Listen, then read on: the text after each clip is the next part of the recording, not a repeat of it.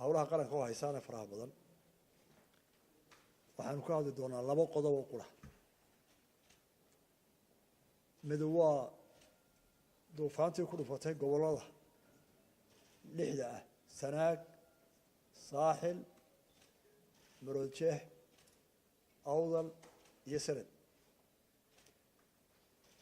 sidaa kala cuslaydba intaaba way saamaysay qodobka labaad waa weerarka taliska muqdisho ku soo qaaday somalilan ee soo noqnoqday ee bishaa mayba weerarka joogtada ay ku hayeen ciidamada qaranka somalilan ta hore ee duufaanta horta ilaahay naga nabadgeliye duufaantu waxay keentay masaa'ibaha waaweyn ee dunida ka dhaca dalkeenu hore uma lahaan jirin oo ka sheekee taariikhda duufaan intaa leg xoogaa leh waynu arki jirnay duufaano weliba u badan intaa bariga ee indian oceanka ku beegan jugraafi ahaan ee geeska africa halka yare ay badda weyn la gasho laakiin baddan cas oo bad yara inta badan duufaanadu laabkaa lama soo wareegi jirin cimilada adduunka isbedeshay awgeed siday sheegaan culimada cimilada taqaanaa duufaantan waxay ka kacday oy ka bilaabantay meel dhow oo gasiiradan soqodara agteeda ah deetana xawligii u horreeyey oo wax hore markay dhaqaaqaan ineesheeda xoog badan bay leeyihin dabayshu marka hore samaysay xoog badan leeda dabeetana xooggii ay samaysantayba waxay u leexatay biqudrat illah xagga badda cas iyadoo xooggeedu wata ayay xeebaha ku soo dhufatay laasqoray ilaa loo yacdo xooggeeda weyne wuxuu ku dhacay oo uu maray struugi dabaysha weynay oo ballaceedu ilaahay koobay haddii ay struugaasi ballaaran lahaydba dee magaalooyinka waaweyn dadka ay ku dhacdee iyadoo koobanba wax martay dariiqa ah lughaya iyo koonfur un wixii ugu beegan oo ballaceeduna aan markaa ballaarnayn laakiin roobkii iyo dabayshii iyo biyihii dhacayey iyo dhaxantii ayaa ilaa dee jabuuti ilaa iyo gaadhay geeska marka u badeen khasaaraha iminka somaliland ka soo gaadhay dadka dhintay waa 50 qof waa 49 qof somaliland oo dhan 7 qof raqi ruux lama hayo dadkii waa qaaday badday ku dareen ay ku jiraan qoysas dhanoo deganaa oo reeraadee deganaa 5 baa caruusha jirkay ah dadka dhintay 7 waa dhaawac magaalooyinka dumay waa badan yihiin magaalooyinka aqaladii iskuuladii wixii ku shaqeynay meelihii MCH-yadii waa badan yihiin waxaa la yaab leh dabayshani waxay siday ee dhibaatada weyn keenay waxa weeye xoolihii ayaan 80% ka badan baxday waxa la yaab leh xoolaha waxa ugu nafado bini aadmiga aynu islaamku ka nafsiga waa geeri xiraysna halkiisa ku baxtay kii daaqay ee markaa dibadda joogay dibadda ku gashay isagoo la xirayna neef waliba halkiisa ku baxtay awrtii dabranayd awrka Afrika jirka ah ee la micmaraara dameeru ma ka nafaday xoolaha awrka halkii uu ku daraa aqalkiisa ku baxtay horta ilaahay ma hadii way xooga inta leeka ama saxal cudur hasiyo ama baraf hasiyo dhimashada bini aadmiga dii dadku aad iyo aad ugu yeerin marka loo eego xoolaha dhimashada xooggeedu waxay ku dhacday 2 degmo lughaya iyo baki degmooyin kale dadku waa laba qof ayuu u fitay ilaahay baa keenay ilaahay baana inooga cawd celin doona qaranka waxa intaa dheer waxa go'an dhammaan jidkii ka dhacayay buuraha ee xeebta u dhacayay had iyo jeer waynu qaanayo wadada ka dhacda buuro dhammi waa celili waa wada khatar marka roodikeenu ma dhisma waa jidcadkuna waa biyo mareen marka imika waxa dhiba gaari aan la cruiser ahayn sidoo u gaaro meelaha qaarkood waxa jira raashin baxay mid ay iska ururiyeen guddidii abaaraha awdal oo ay hore u hayeen kaydira hayeen iyo kuwa halka laga dirayba wixii aanay helicopter qaadin weli dhexda ku jira uu gaari karaa weliba waa lugaya qura lugaya geerisa iyo xariiradu waxay jiraan 120 inta u dhaxaysa weli lama gelin warar qiimeeyay waxa way dadku waa fiyoyahay laakiin xoolo waa ku dhamaaday jeedkana waa go'ay dawga qurana maraya waa ka dhaadhay axadka mara ee xariir mara Cabdulqaadir mara iyo kan bulaxaar sakada ka wareego oo isla dhib badan oo booyadii halka ka tagtay lagu dhaamiyo awdal lugaya ay ku jirtay 8 saacadood oo kulbala ku soo u jiiday noqotay dhawataas dhacday ilaahay baan garaar hasugnaa waxa ilaahay mahadiya inuu shacabka ka soo qaaday in gurmada uu galay ku duceeya ku xoolo ku tara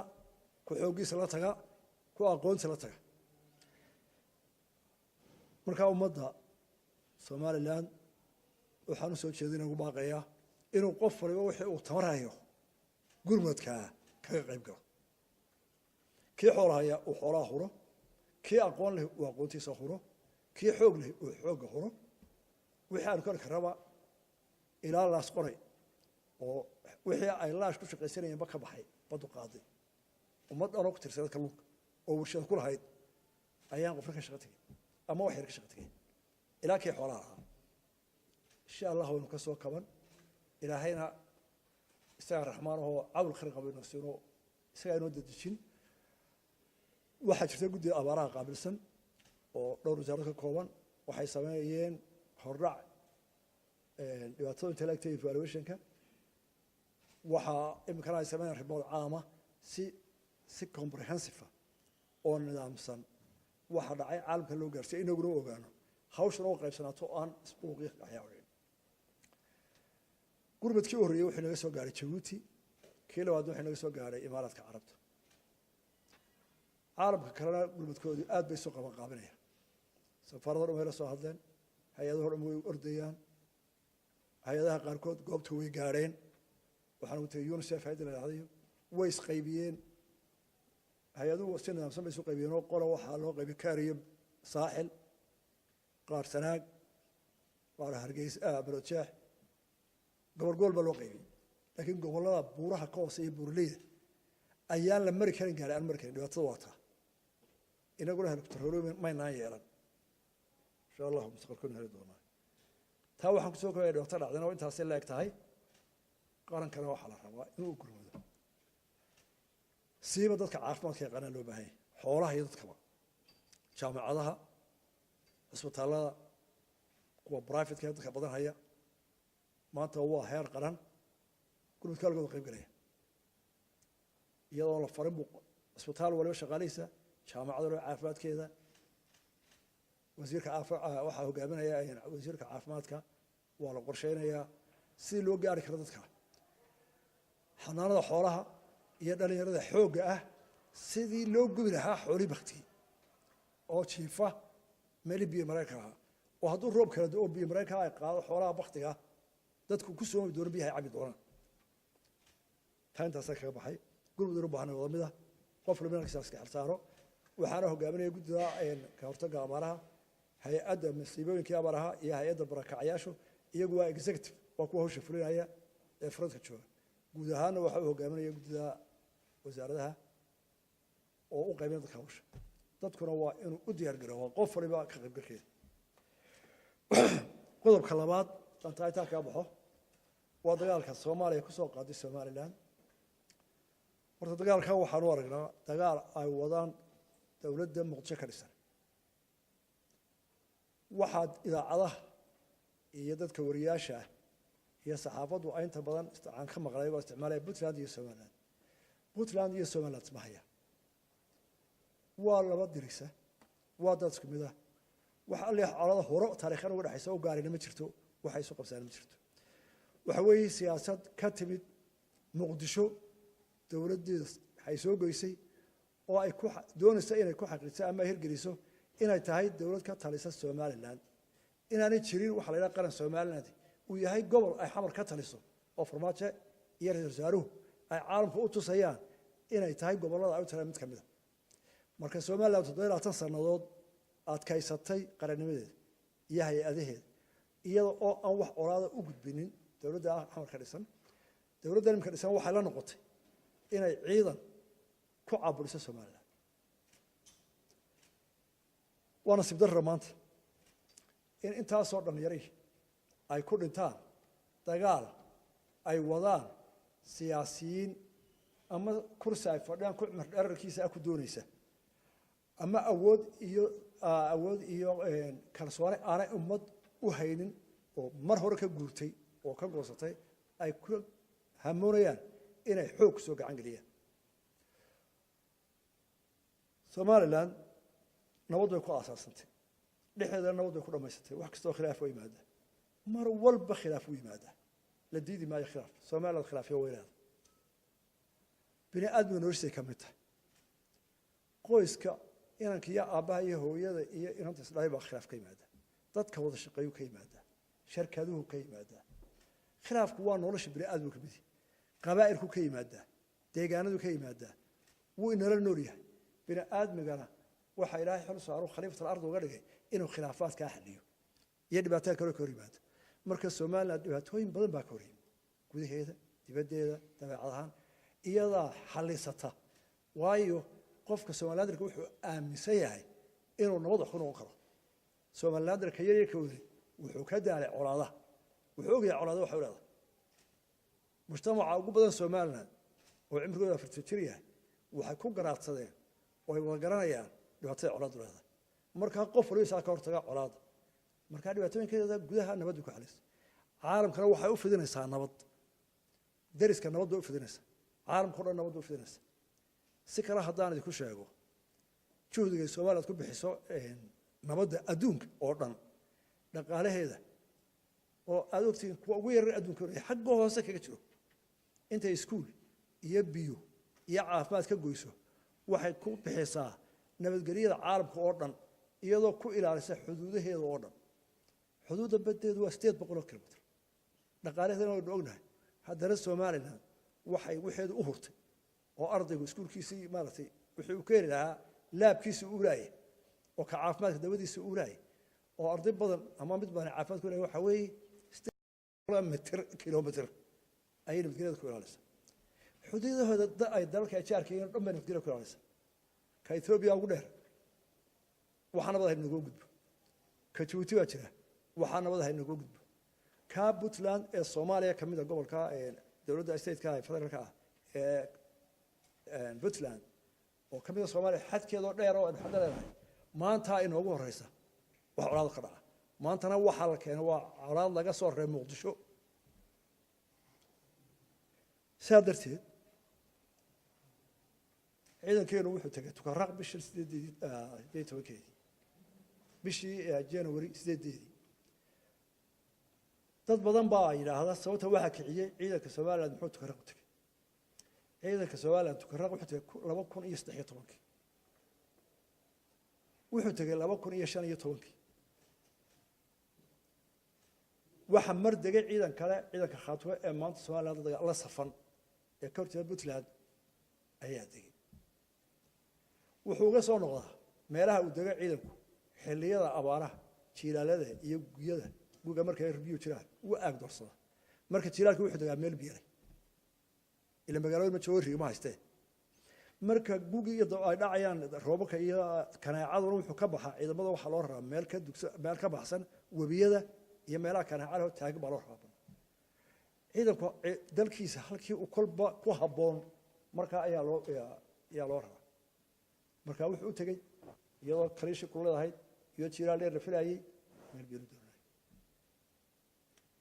dambi maan uu galay ciidanku hadduu dalkiisa meel ka mid ah degay waanu degaya waxu gudanaya waajib dastuuriya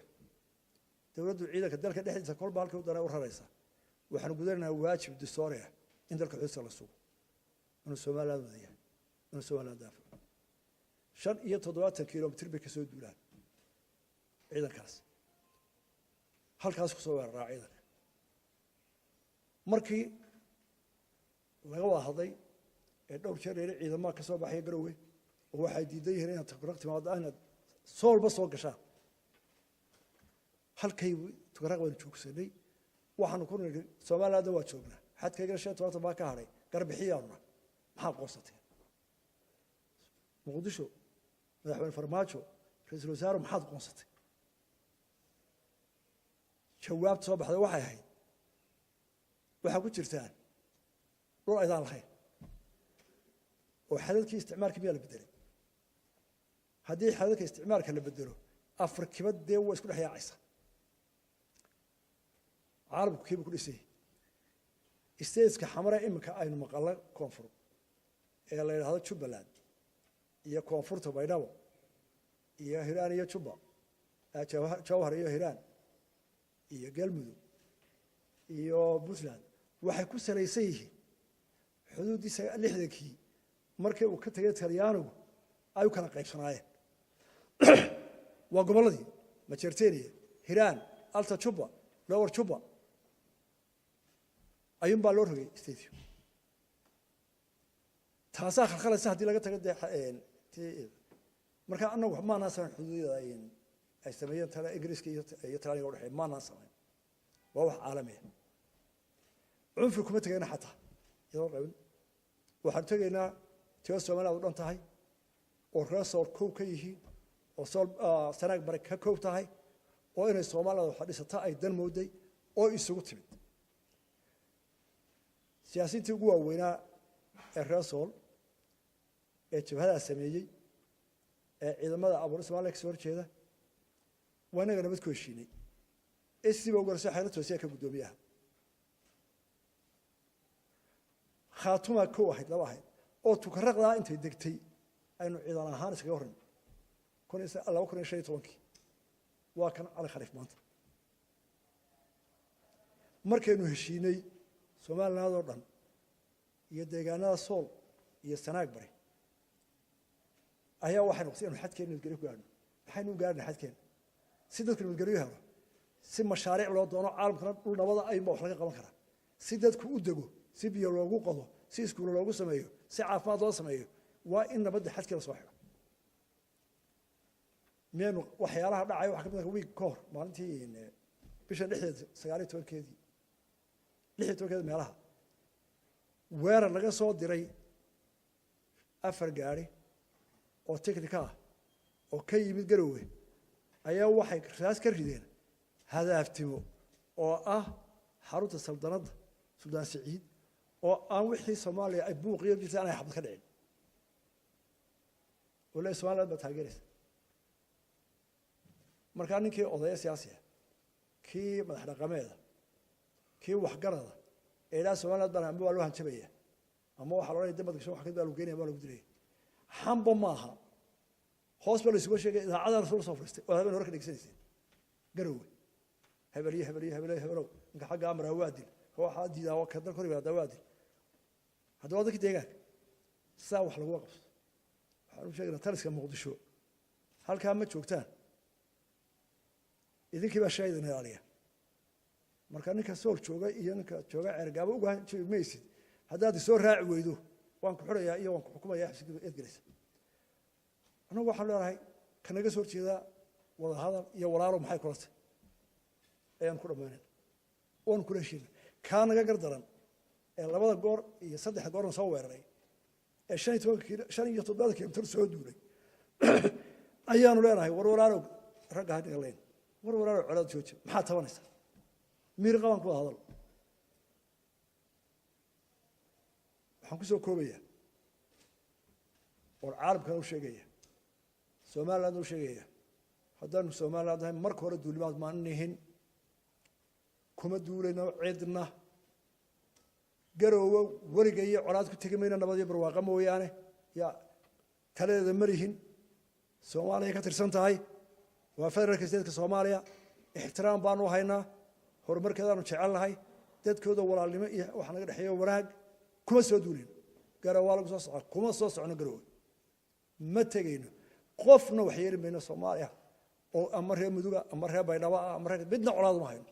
waxa la isku hayaa ee Soomaaliya hore u tagtay waa siyaasi tiisi gabay oo dadkiisii dhibay oo anagana doonayno soo gaaro kana ma aqbalan noogu ma Soomaaliland laba maanta xaalada joogta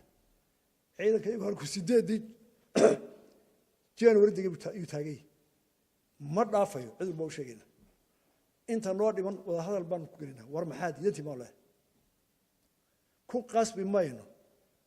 qofka naga soo horjeeda inaan ku qasbno xabad inuu raayga qaato ciidanka warkaas joogay weerar geli maayo xabadna u rid maayo xagga haddiina la soo weeraro waa istaafacayna waa ku celin nin siyaasi hore Soomaaliya wuxuu yiri dagaal dheer baa la gelaya ku dheer iyo ku dhowtoona diyaar uma nihin laakiin dad ka maarbu anigu difaac ma ku jiro inta dheeranaysa dadka la saacada aad ay yaqaan annagu ku gaabanay ku dheertoona ma doonina dagaal waa ka soo daalo mana qaba in Soomaali qof Soomaali maanta dagaal xiiso qabo oo miir qaba waan ku dheeraaday arinta go'aankayga wuxuu ka yahay ciidankayga warkaas joogaya nabad buu ku doonayaa cid weerari maayo xabadna ridi mayno Soomaaliland waxa ka dhaxeeyna wada hadal baa lagu dhamaan karaa kaana diyaar baanuna wixii gardarana gaadhay aad iyo aad baa mahadsan qolada mii wixii su'aalaha diyaar baan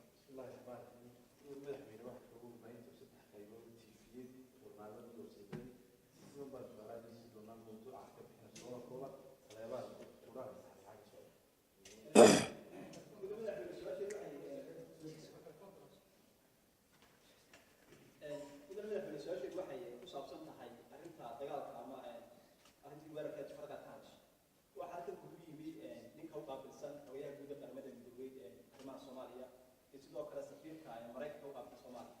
oo loo kala sheegay inay wadeen dadaalo ama dhexdhexaadin arrimahan dagaalka lagu dejiyay warar ila dulanayso dusiyay waxay sheegayaan inaad tibaaxda ama u sheegtay inaad la hadlay Cabdi Cali Gaas oo kala hadlay arrimahan colaadda oo farmaajo ka hadlayso maxaa diiday in maadaama arrimahan taagan inta badan gudbaa lagu xiriirin karna Soomaaliya ku xiriirinaysa inaad kala hadlayso Cabdi Cali Gaas oo ilaa 8 markii gudbaa la sameeyay deegaanadan sool iyo sanaag mariba dulan ku soo qaadiyo sheegay oo marna laga de horta marka hore mabdi'iyan waxaanu nahay Soomaaliya iyo Somaliland Puntland waa gobol ka mid ah Soomaaliya ama state bari de markaa horta qadiyada inaynu iska hor imaadno Puntland oo ka mid ah qayb Soomaaliya oo ka mid ah isma haysanee qadiyadu waxay ka dhaxaysaa Somaliland iyo Soomaaliya oo ah labadii dawladood lixda ka midoobay 27 sano u dambeeyana kala maqnaa taas waa mabda'a guud iyo taas jirto haddana waxaan ka raacay waxa la yiraahdaa dantaada maqaal ay lagu fariistaa marka dawladda doonaysan halkii ay kala gasho waa la yeeraa nimankaasi waxay yimaadeen January markii hadalku bilaabmay waxaana yiraahdeen waxa wanaagsan inaad hadashaan Soomaaliya waan waa hadalay ninka la farmaajo ciidanka ka bax Soomaaliland waa inta si qabow ila hadlay waxaan la tashanayaa Cabdi Wali waa soo galay hadalkii la hadal baa la yiri isagana uqsaya waan waa hadal tiraba 3 jeer oo ay waliba conference nagula jireen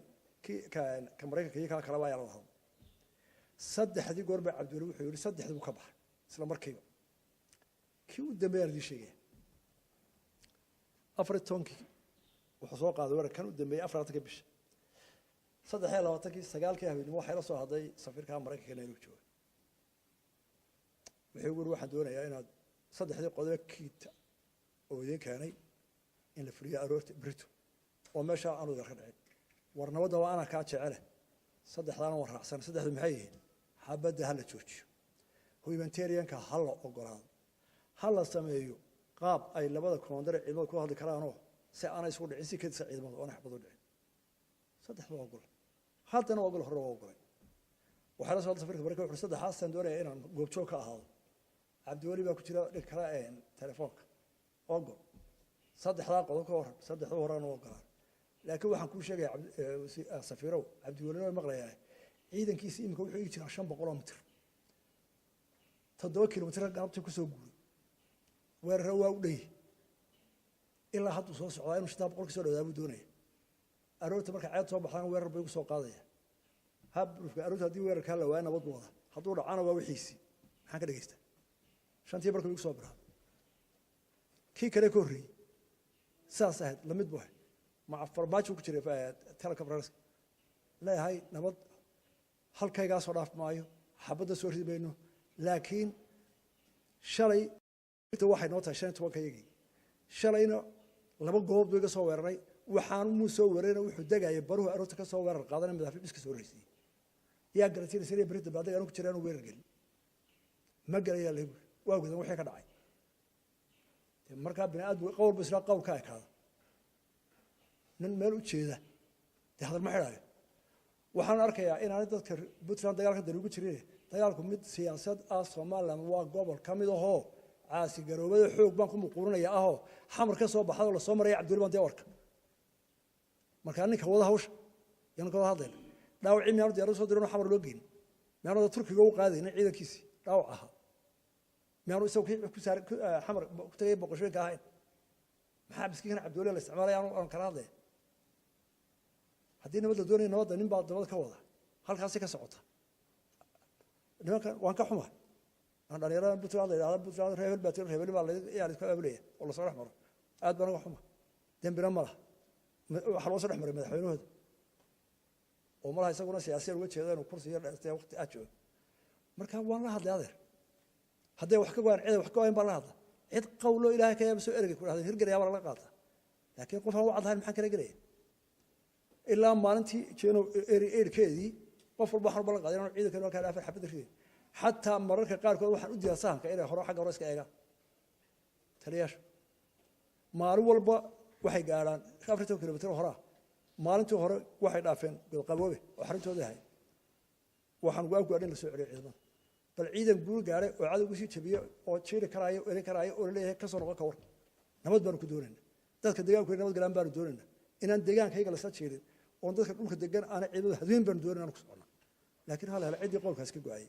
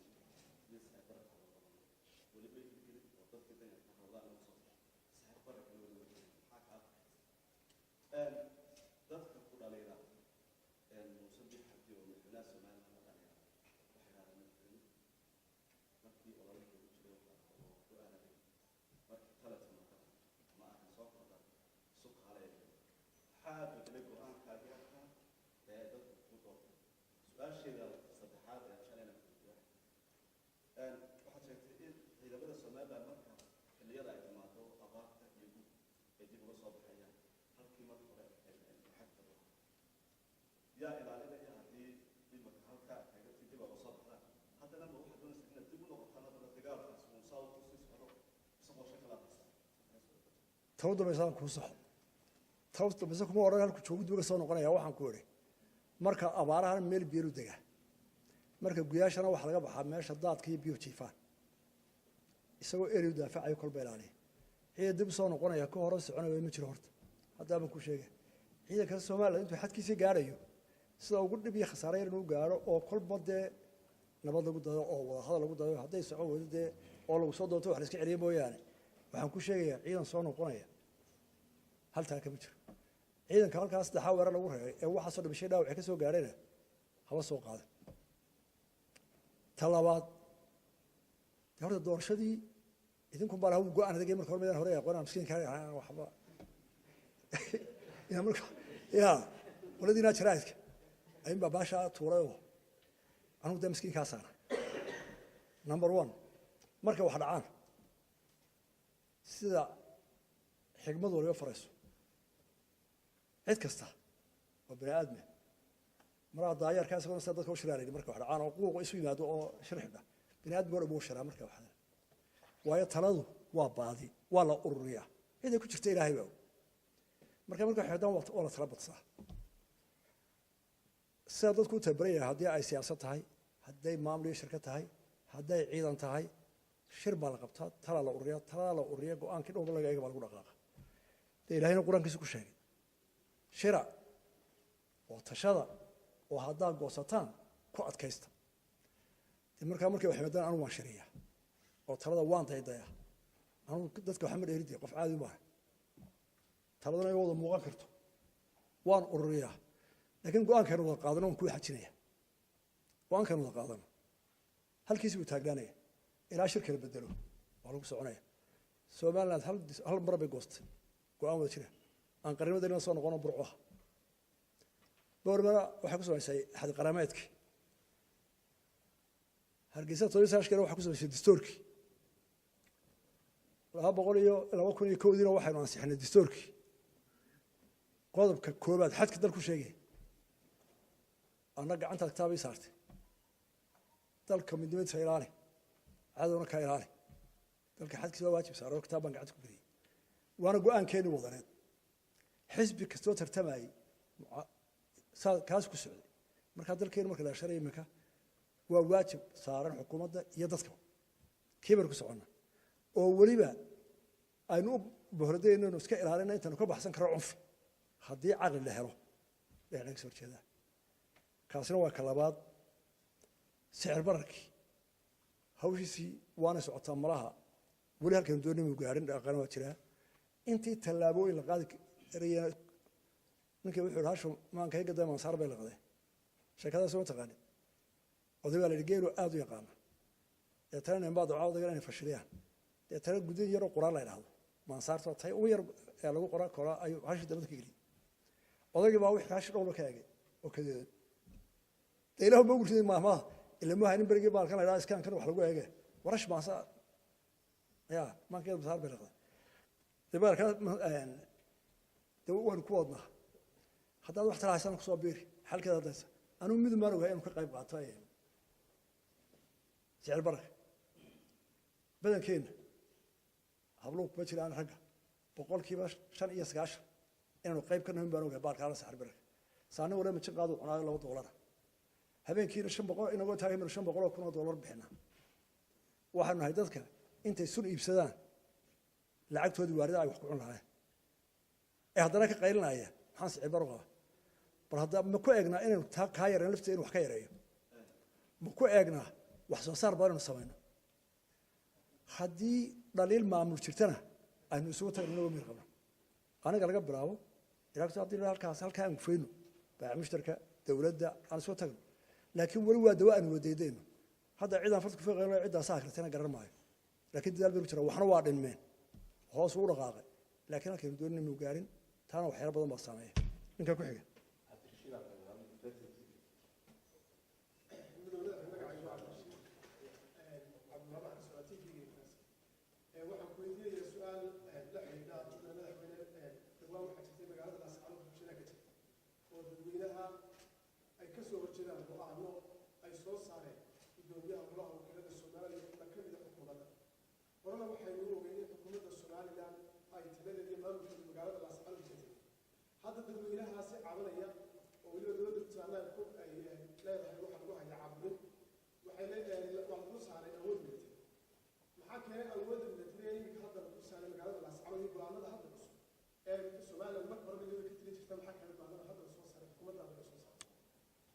horta mid kuma raacsanaya waan kaaga firduwana oo ku saxaya go'aanada ay soo saareen waftiga uu hogaaminayo gudoomiyaha baarlamaanka baashe iyo wasiir jiray ee nabadgelyada magaalada ahayd dadku way bogano way soo dhaweeyeen waxa diiday oo ka hadlay dawladda Puntland afhayeenka madaxtooyadooda ayaa si bareera u diiday ereyga awal caburaya cid baa loo diiday go'aanada la soo saaray anigu ninkaas baa ka maqan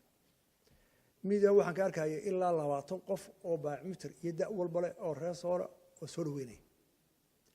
marka ra'yiga way diiday yihiin waxaan u maleynayaa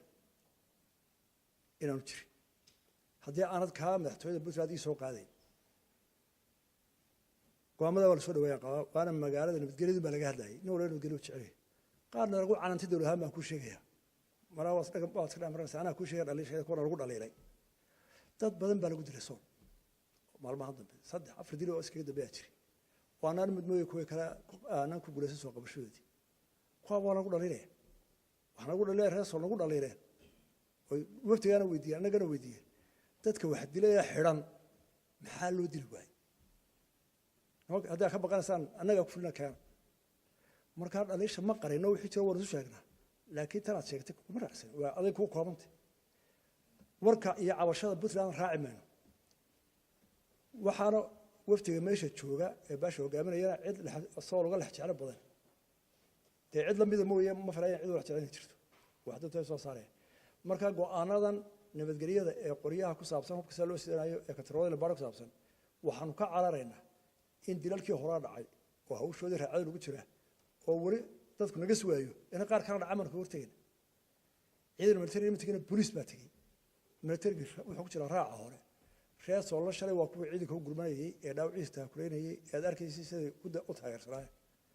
marka dhaliilo waa leenahay laga doonay laakiin taa shalay kuma raacsan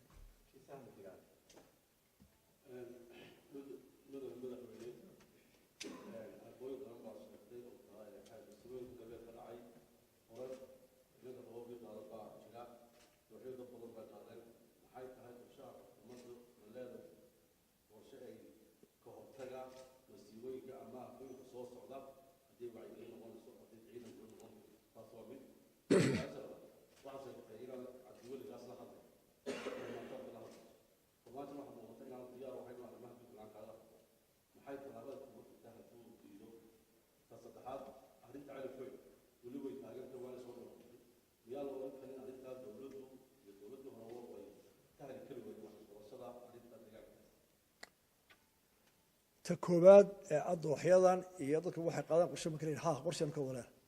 kaad kale duman kale ka qof walba kale baan kale waxay ahayd inaynu helo awood aan barijo ka samaysan wadooyinka ku hagaajino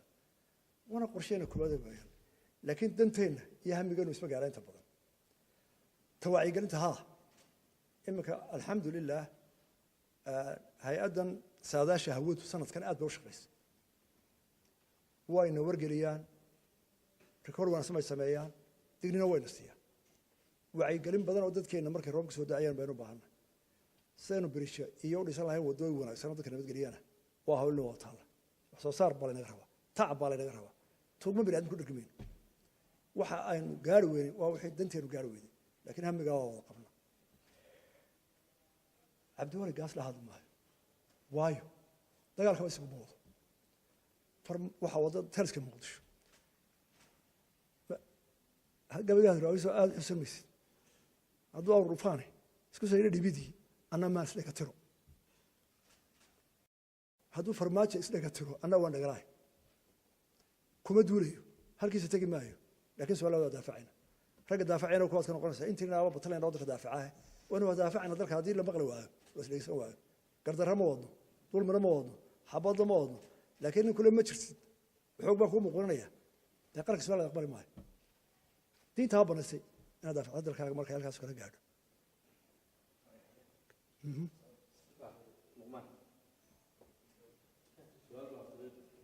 taa ku harsan o deegaanka ceeraf dee dhammaanta waa ku ceebeysan dawladdu talabaanka qaadisay waa qaad way ku celcelisay ninka waxdilaha la soo xidho marka dambe ha la qabto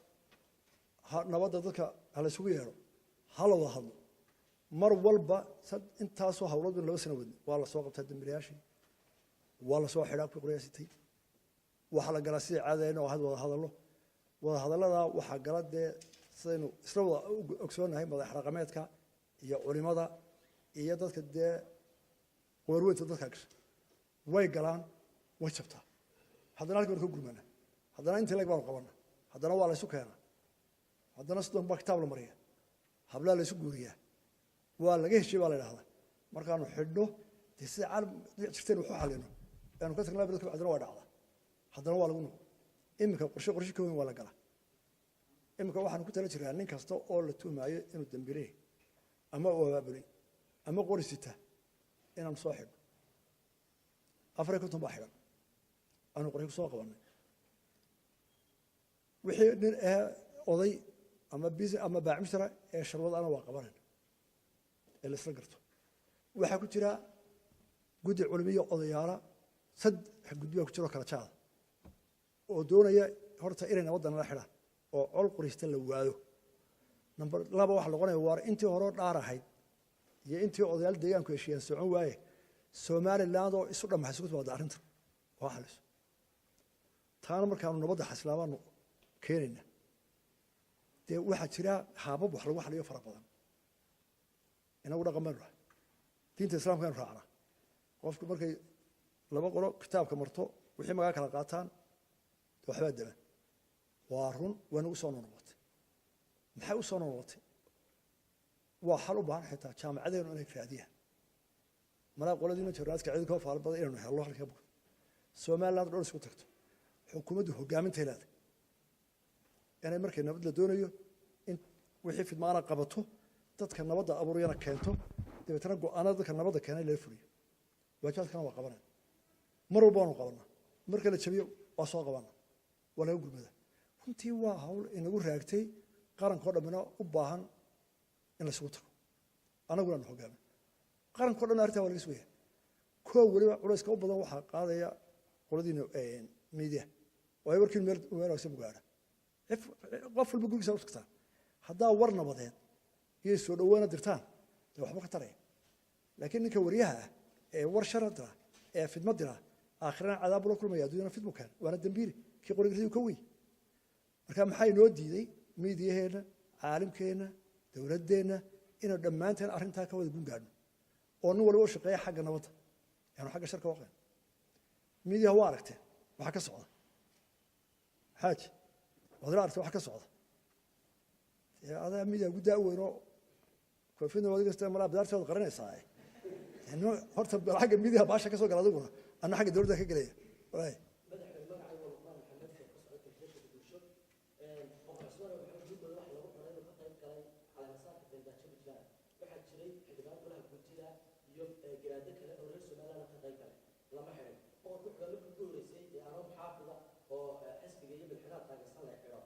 sidoo kale madaxweyne waxaa jirta in daktarsalada xagga toosay saxaafadda dhawaa uu ku tilmaamay wasiirada hadda jooga rag aan awood ku haysan deegaanada ka soo jeedeen taasina ay sababayso dagaalada soo noqnoqda ee ka dhaca jiifta bari labada solood maxaa ku keenay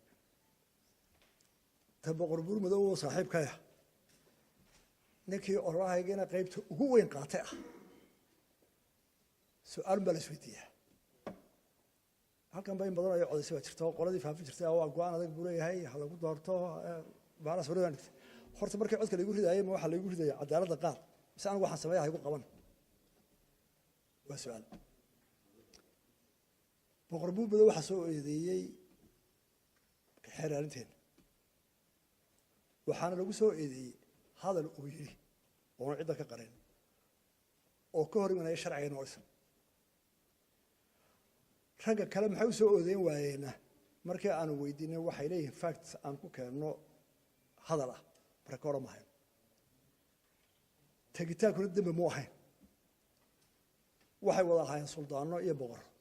mar walbay tagaan hablay soo guuriyaan mag bay soo kala qaadaan hore dhacay soo celiyaan markaa ereyga boqor iyo suldaantiga mu ahayn dembi laakiin waxaa dembiga qofkii maxaa ka yimi boqor buurmado waa ninkaa taqaaneen raga ee dadka badan hogaamiya anigana taageerada badan iyo saxtirada naga dhexaysay laakiin dee hadduu qaldamo dee war istoosinayna ilaan waxaanu nidhi oonu isku raacsanaha sharcigu ka u sarreeya ka u hooseeya ha wada qabto haddii sharcigeenna qabtay wali sharci buu galay dee cidna laga dhaaf kari maayo anaga waa laygu canaanta weliba qoladii mucaaradka aanu hayna igu socda waxaa tirahdaa waa kaa dee abaalkiisa burmadow kaga bilaabay laakiin buurmadow waa xeraarin waa sharci soo gudbay ma odhan karo anigu intaan hay-adaha faraageliyo iyaan hebella sharciga lagu qaaday hebella laga daayo markaa xeerkaas ku yimid xarigiisu xeerkaasaanu ku jira kuwa kale xeeraarinta markii anigaygan aan weydiiyey su-aashan hore laga weydiiyey waayo waxaa la yidhi hal erey oon ka hayna oon maxkamaddu ku keena mahayna way tageen mooyaane tegiddiina waxay isku taagayaan dee salaadiintu maalin way tallaabaa waay ها تي حق لتوسيه يا تاسو waxay la tahay waa mucaarad markuu ninku caleysay heeday wax buska magaanin kara raganimo ma anigu waxa uu qaban ku jooga iyo isagoo inay rag muddo kala oo xilqaadi kara oo deegaanadooda sharaf ku leeyihiin ma oran kara kana sharaf ku leeyahay kana kuma labada qadarin xishad inaga muday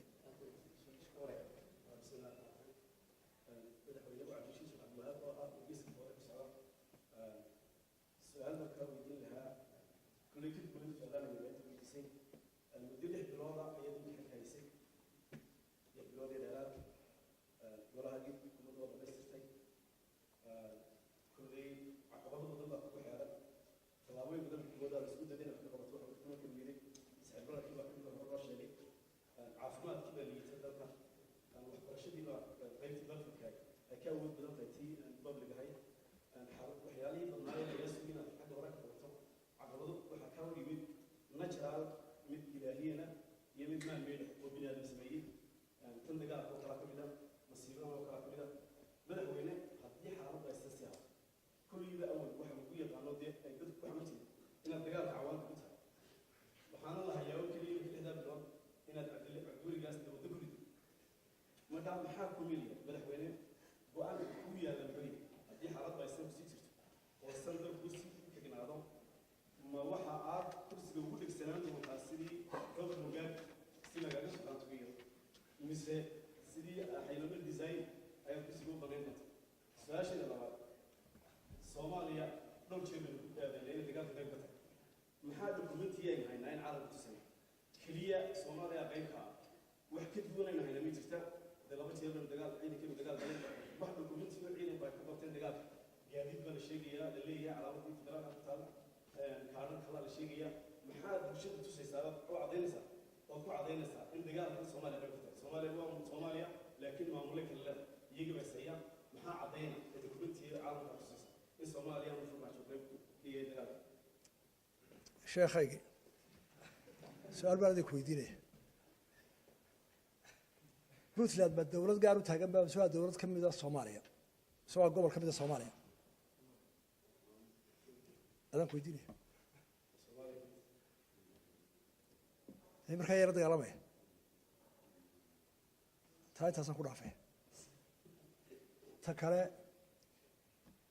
aniyo sidii robert mugabe baa lagaa tukanaya anigo nin wanaagsan baate mala waxaa doonaysaa in badan meesha kusii raago ilaa odayga halkaan gaaro soo maha kolay qoladay taageersan baa too mogta jibadu halkaa kaa musiya mujinaysa taa tusaale mugabe baa noogu filan nin kursi ku raaga haddaad ila jeceshahay anaa kaa diiday ta labaad dalkii baa sii liita dalkii horta xilka waxa ilaahay noo saaray adiga iyo qof waloo bini aadmiga ilaahay qur-aankiisa wuxuu ku yiri waa khaliifatu fi lard innagaa bini aadmigaa loo soo diray inuu dalka maamulo ari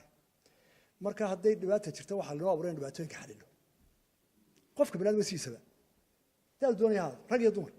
waa in dhibaatooyinka xalisha ilahay ku abuuray caqliga waxaa lagu seen xayaw kaga duwana ee ilaahay qur-aankiisa inoogu sheegay markaa dhibaato iyo bini aadmigu waa wada joogaan markaad ummad qoyskaaga imika aduu qoys baad leedahay aroorba gurigaaga dhibaataya qeylad kaga soo kacda inaan kala iskuulkiisaa noqday heberyara iskuulkii xalili waayey hooyada halkan xanuunsanaysay kaas waanaad xalishaa qarankuna waa qoys weynaaday un oo dhibaatadiisa mar walba waa joogto madaxda waxaa loo bedelayaa ee leesh 10 sano iyo ku dhaafin waxaa loo ogaaday in qofka biniaadamka hawsha culayskaale intaa wax ka badan hadduu wado aanu noqonin positive aanu waxba soo saaray waayo hawsha baxadaan markaa iyada dhibaato way jiraysaa halkanna waxaan u joogaan u imid waxaan u imid inaan dhibaatooyinka isku dayo intii aan kari karayaan xalilo waxaan kula hayo doorta oo foodsiya waan sirtumaa inaan dhibaatooyinka wax ka taraayo markaa tijaabadii waan wadaa inaan dhibaatooyinka intaan xalili karo ka xaliyo markaa aniga dadaal baa ila habboon guushana alle la jirta number 2 waxaad ka dayrisay xaalad dalka kana wuu xumaaday kana wuu xumaaday 6 bilood halkii aan ku soo gaadhay aan ka qaadnay intee hoos uga dhacday intee kor u kacday ayaan qiyaasay waa runtaada dhibaatooyinka caafimaad waa qabnaa tacliinteennu waxay u baahan tahay dhaqaalo badan inaan iskuulladeena hagaajino laakiin baraafitka waxay ugu xoog weynaanayaan public su-aasha waa inaan ila xalisaa iskuulu nin quru leeyihi muxuu ugu xoog weynaanaya ka qaranku leeyihi waxaan u baahanaa inuu abuuro dhaqaalihii qaranku lagu wadi lahaa tacliinteenu kore nagu qaadaya cashuurtaynu qaadanno iyo cashuurta ku adfidadkeenna 20% boqolkiiba 20 ma helo cashuurta ma qaadno waayo dadku way baraan ma diidana dadku inuu hore u maro laakiin waxaa la bartay waxaan ka soo baxnay fawda dagaallo ka soo baxay dadka maskaxdooda waxaa ku jirta xitaa kuwiina yararee soo gaadheen dictator waxa dadka cuna hadday wuxuu gacanta galaan aan waxba soo celinin markaa saas baa la qabaa dowladda cabsi laga qabo attitude waan bedela inta badan fidsana foor waa ka koow inta negative ka fidisa dowladda ka baqashada saas ka qabta foor waa ka koow kasoo taa ka fiicnay oo qarka daafacday kolka waxaan u baahanahay inaan waa su'aal wanaagsan ورسين بابليك أو سوق هذا إن يرى إما يصلى عقله عروتي كرساي نقول ما يقارن كان إن يرى بقول كمان أنتم قاعد قارها أنت يا شيخ عروتي دون كرتين أنت كلامنا عيد ممكن نقطه قارن كوكمار اسمعي ونسوي فخسنا سن تابدو ذنا وين نقول هو الله ونسلا فهمنا dadku waa inay dawladda cashuurta iyo taageerada galaan dadka xukuumadda hayeenka ka ahayna waa in halka laga qabtaa in ay wax dadka cunaan masmaasuq daan ugu wadaan jeebo ka buuxsado dalcag dhiibist xaq baad u leedahay laakiin dadku xaq u leeyahay ilaaliyo inaan dhaqaalihi madaxdu aan leexsanin ee dadku wax ugu qabto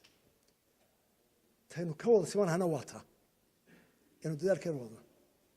marka waxyaalaha inaga dhiman bay ka mid tahay dhismaha dawladnimadeena koraya biro way ka mid tahay shalay bay ahayd waa turtaa laga yaabaa dalka iyadoon iskuulba furayn shalay bay ahayd iyadoon station bilisba furayn ninka dambiilaha meel ku xidhan u laanahay miyaana shalay ahayn iyadoo ninkii saldhigga haystay casar intuu nuqori uga soo gara xabadda foorka ka dhufan taliyeen saldhig hargis ma joogtay markaa mise meel soo maqlay soo ciyaalkii joogay maad ahayn meel wax lagu xidhawlaayay maantana maxaynu maraynaa maxbuus kasta oo tiro mid kasta oo xoog weyn u qabanno inay iskuulaynu dhisan laakiin ay naga taagdaray marka waa inuu hog gola taagdaraadaan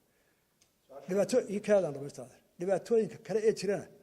way soconayaan dhibaatooyinku maalin walba ay imanaysaa xalkeeda iyo garashadeeda iyo ka fikirkeeda iyo tirkeeda u baahnay ma jirin in kaliya waxay ogeynaya yaa ku xiga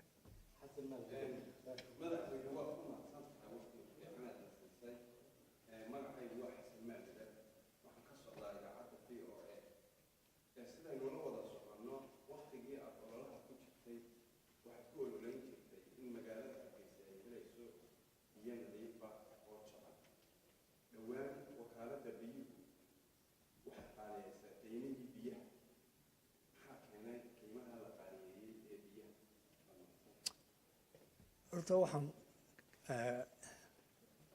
la yaabaa ama marka qaarkood ilaaha way kartamaan qolada miidiyu waxay og yihiin way kaaga aqoon sababteeda ayuu ku weydiinayaan ninka odayga wariyuhu saashii wadi uu ogyahay waxa keenay wada ogtaado in suu gaaray sicir bararka shidaalku in suu isbedel qiimaha shidaalku bilihii aynu ku jiray kariisha January iyo February iyo March February laga soo gaaray beenisi 3 bilood waxaanu ka bani dawladda dhaxa ka cawisay shidaalkii oo sicir bararku iskareeyay bir walba oo $100 30% baa soo dhacay $280,000 ka badan biyaha Hargeysa lagu cabaa shidaalka waxaanu hadalka ugu dhibaato badan biyaha ay ku cabaa ee waliba ay 9% magaalada inta ku nool ay hesho biyaha inta kale aan gaarin inta kale boodaysa ay ku cabaa marka markuu roobkii da'ay